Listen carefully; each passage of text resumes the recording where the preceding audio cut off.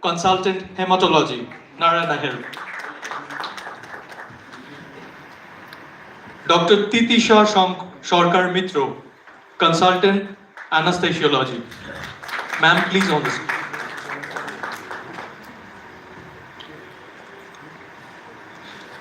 So Dr. Jahangir will be coming in a minute. So I would like to request Dr. D.S. Roy to give a brief introduction of the team and to proceed the even further.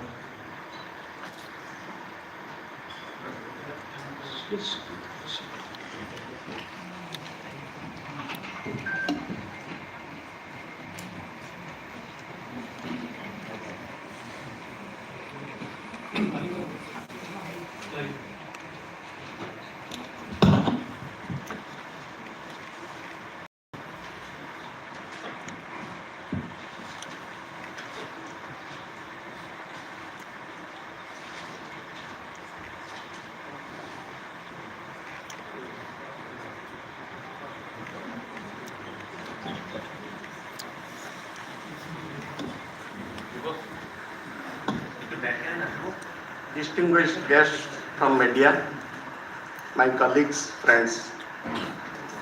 See, it's a rare case, as has been told, a rarest of rare case. I leave it to our resident to present to you the case in detail, because they are the people who are solely responsible for the improvement of the, they were the people for whom only we could get this result, because they actually 24 hours a day and 7 days a week they have been with the patient, taking care and seeing that he doesn't bleed, because it's a very rare and very difficult bleeding disorder. So what I am going to do is introduce the department to you, the nephrology department of R&Tegar Hospital. It's 15 January 2005 we started the nephrology department. We had 7 patients only on dialysis.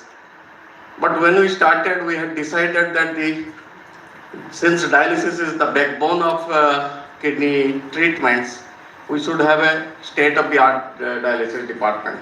We had around 25 machines. We had the dialysis water treatment plant, which is the best in the city, and the machines were the newest and highly technologically superior machines. But over the period, initially when we started as a small department, because the hospital was known as a cardiothoracic center, knowing Dr. Setty's reputation as an internationally famed cardiothoracic surgeon. We were under the shadow of the banyan tree. But over the period, because of our hard work, my colleagues, our students, our residents' hard work, we are now one of the premier institute in the country as far as the nephrology goes. We had started with all modalities of dialysis, whether it is hemodialysis, even the peritoneal dialysis, or other varieties like hemodiafiltration, etc. And we, as I said, we had best quality of water. We are at that time in 2005, in dialysis patients used to get Hep C and hepatitis B and C infections from other patients. So we are extremely careful, very careful not to have that. So we had a zero conversion. None of our patients who are on dialysis used to have hepatitis C or B because of other patients. That kind of care we have taken. And knowing that the cost is important, the cost is high in the corporate hospitals, we kept the cost at 700 rupees, which is half of the cost at that time in other corporate hospitals. That we could do by reusing the dialyzer, and we got a machine to reuse this so that the dialysis quality will be as good as single use. And after we started, then France came out with a paper that reused dialyzers are also good. And then we went for novel treatment practices in dialysis.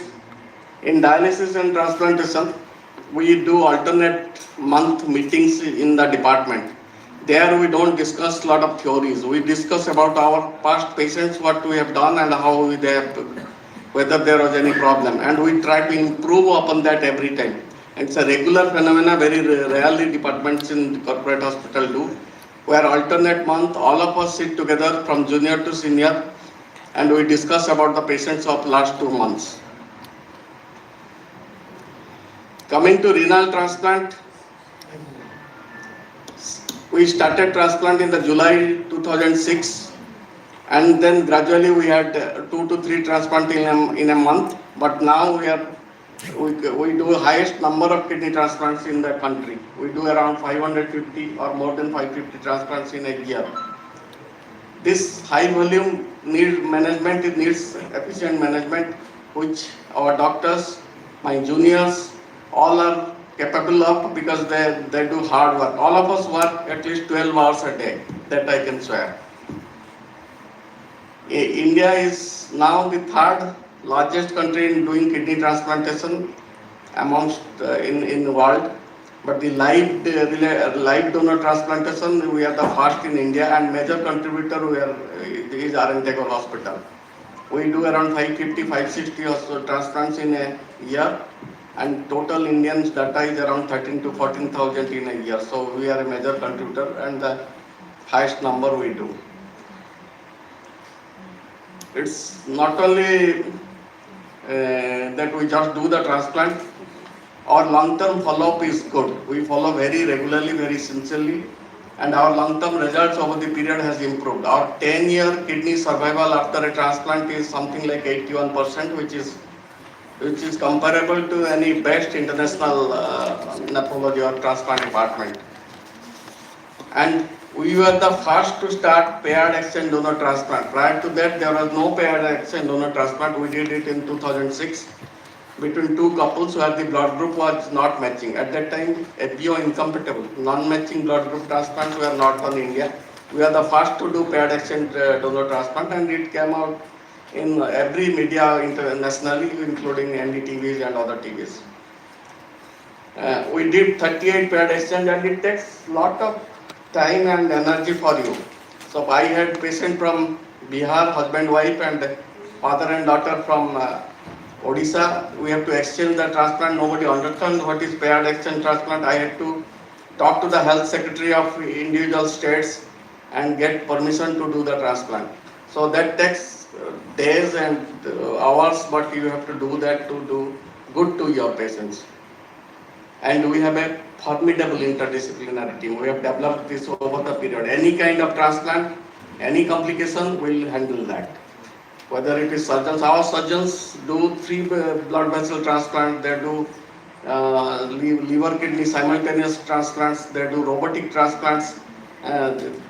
So whatever problem medically we treat and whatever surgical problem they come forward, and our anesthetist here, Dr. Tikisa Mitra, any kind of difficult anesthesia, they handle it. And as I said, this is transplanting a untransplantable. It is easily, this patient was recruited by other units, but we could do transplant. I will just tell you a case. An elderly monk, very learned monk from Bhutan, came to us, being carried by disciples, because he had fibromuscular neurological problem. He was not able to walk. He was extremely sick. He went for transplant because of chronic kidney disease. He had something called polycystic kidney disease, where kidneys swell up and number of cysts happen in the kidney. He went to Thailand, he went to Singapore, he went to Delhi and South India, refused by all the departments, and finally they came to us. We took time. His spleen was very big because of a childhood malaria, and that is because of the bigger spleen, his counts were low in platelet, which is, if it is low, then there is bleeding. Platelets were low, and he had received lot of blood transfusion, so he had antibody against the donor's kidney. So we first did a splenectomy, waited for him to recover. Then we had to take out, because the kidneys were native kidneys, his own kidneys were very big, and we cannot put a new kidney there. We took it out, both the kidneys. Then we waited for him to recover. Then we found that he has high antibody titer against the donor, which is very difficult. It is called HL antibody titer. It is very difficult. If you do transplant with the antibodies, then kidney will get rejected on the table itself. So we desensitized successfully, and now it is 4-5 years, and the monk is doing very well, praying Buddha. Our USP is abioincompatible transplant. We started this in 2013, where the blood, see 40% of our family members will have a different blood group. If we do not do abioincompatible transplant, 40% donor will be missed from the family. We started our first transplant in 2013, and till now we have done 354 abioincompatible transplant. It is not only doing it, we thought that India should do, everybody should do. We started training physicians or transplant physicians all across the country, from all across countries. We do workshops for them. We have done 6 workshops and trained more than 60 nephrologists, and you will be glad to know that 40 of them have gone back and started abioincompatible transplants in their hospitals. We have developed a protocol which is good for our country, for the developing country. It's a low-cost protocol, and this is not only accepted all over India, this is also accepted in the SAARC countries. We have a large patient traffic management. We see every day around 250 patients in OPD and 100 patients indoor, and do around 60 to 70 biopsies in a month. This is only possible because of all my colleagues' hard work. They work for 12 hours. They don't let any patient go without being seen. And this is not only my colleague doctors, it is also my secretaries, our secretaries, and the ground management staff. With all their help, we have been able to do it day in and day out, even on Sundays. I know Dr. Biplab gives round regularly on Sundays. We also go, our students go. This is not only the colleagues, means consultant, this is because of all the doctors of the department. We, as I said, training is an important inherent part in our departmental culture. We have DNB residents who pass out and become consultants. We have till now we have produced 24 consultants who are going back to their native places, starting kidney treatments and doing very well. We also train the dialysis technicians. Besides that, we train government sectors like doctors from AIMS, BHUs in transplantation, because this is a leading transplant center in the world. And we also train the private sector. We never deny training. People do come, learn and go back and practice. We are always there over phone for any kind of support. As I said, we did ABOI workshops. We also do transplant colloquiums. Every year we do a transplant seminar, 1 day seminar with international and national faculties, and that benefits the people, mostly people the doctors from East. We have more than 70 international publications, and as I said, we do regular streamlining of our treatment practices by doing regular meetings of our patients. So I'll end with that, and take care of yourself. Thank you very much.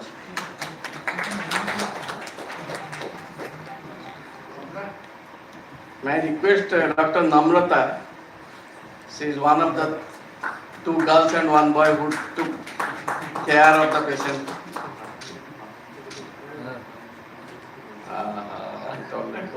Anyway, Namrata माझ्या साथे बांगला बोल. Come.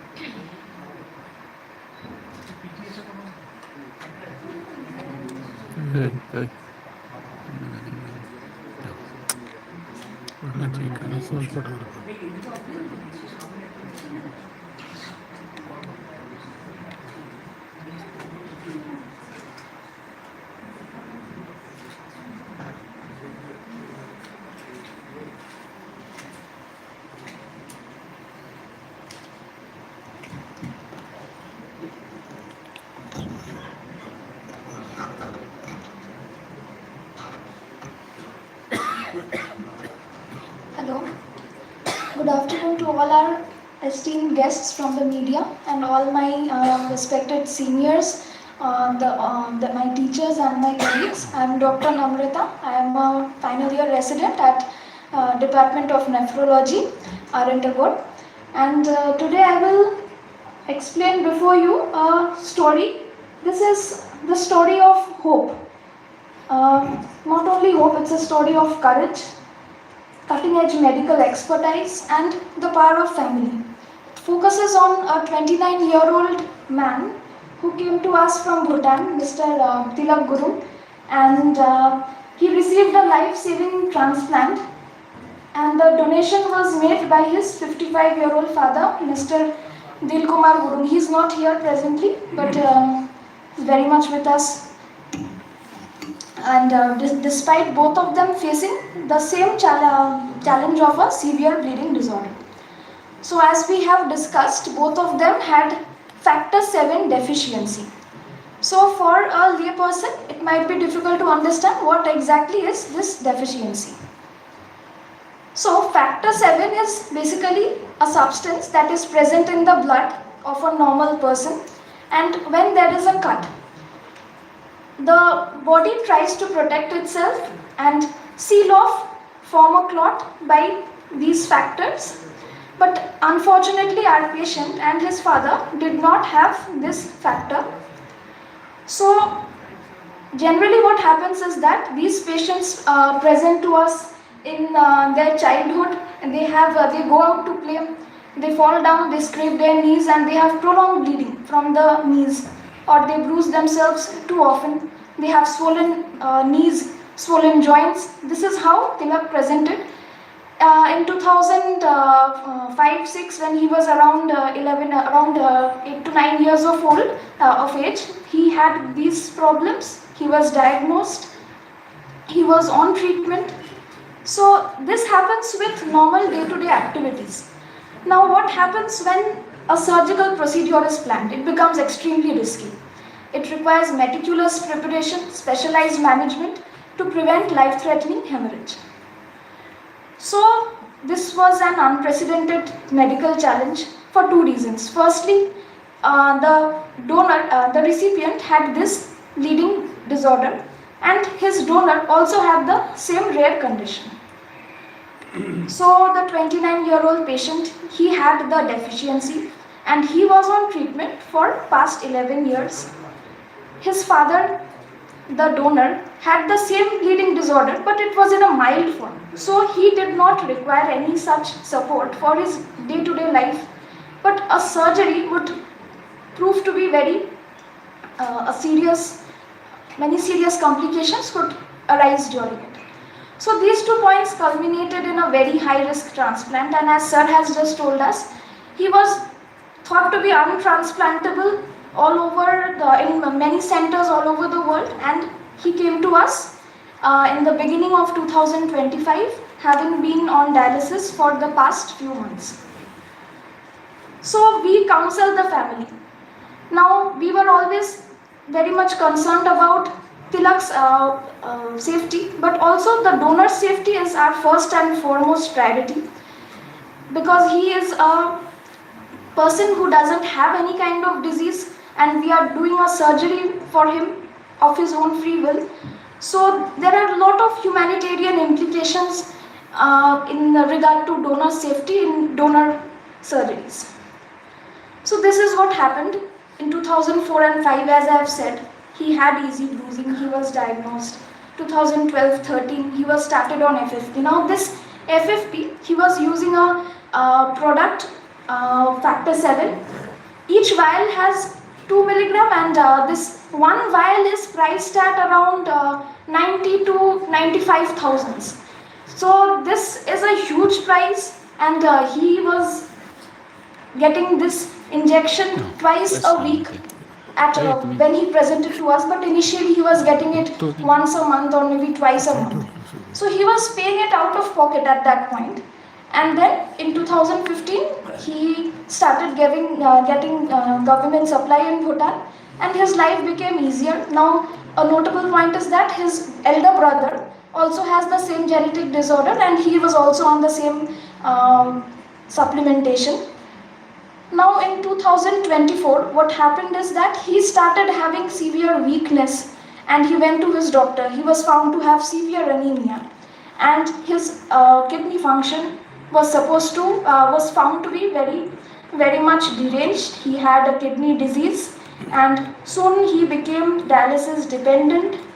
And a patient on dialysis generally has a channel which we in our terms called a fistula.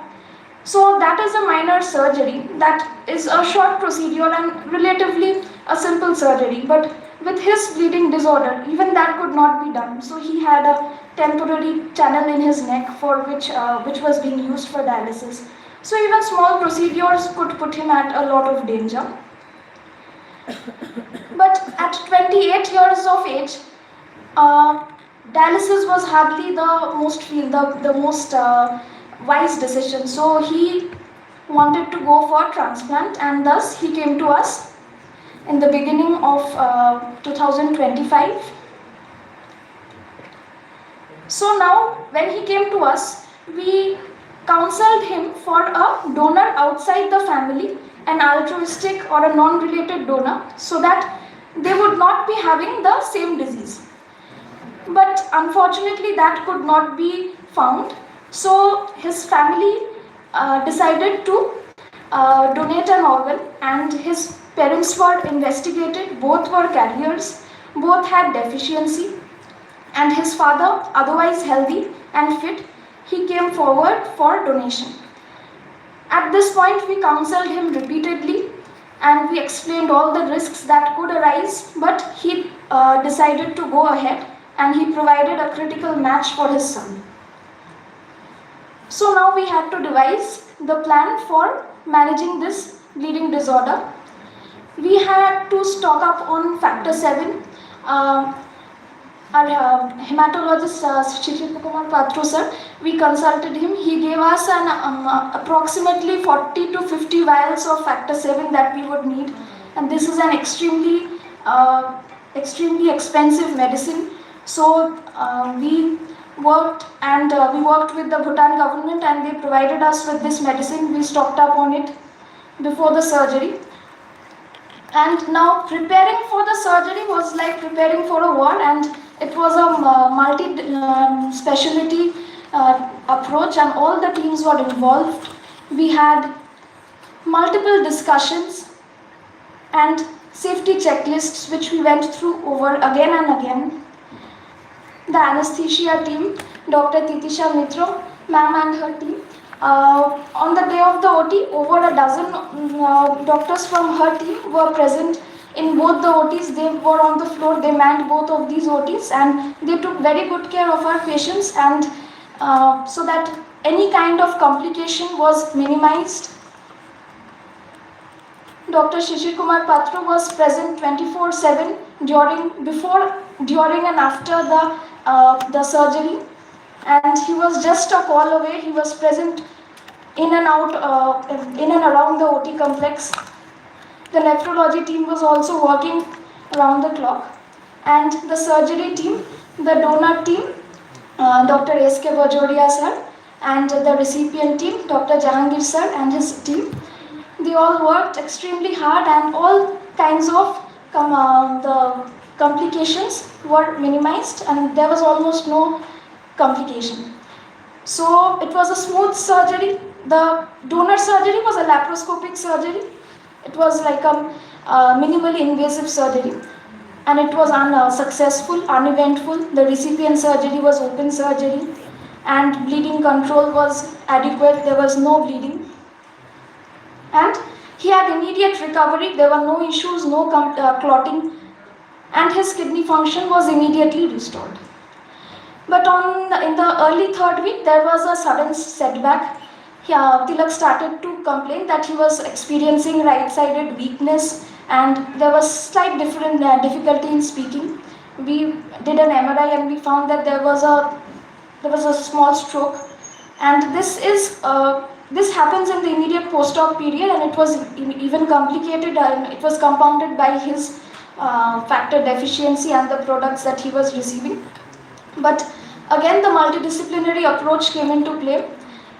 A dedicated team meticulously adjusted the recombinant factor 7, and this was obviously done under close monitoring. So at this point he needed also blood thinner, so that the part of the brain that had temporarily shut down could again start getting adequate blood supply.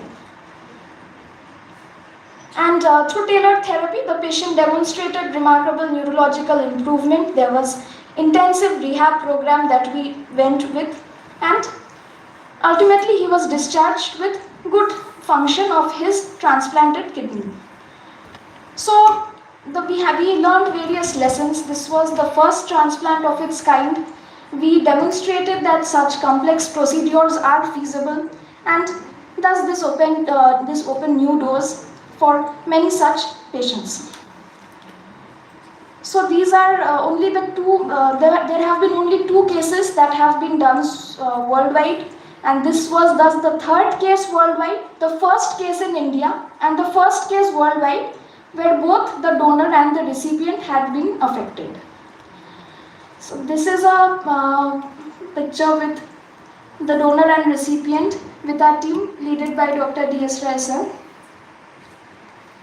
And this is a picture on the left-hand side, Professor Dr. Stanley Jordan from Cedar Sinai Hospital. He had come for a center visit to our hospital in October. This was a picture with him. And on right-hand side is an article that was published in Times of India on 29 September. So that is all I would like to say.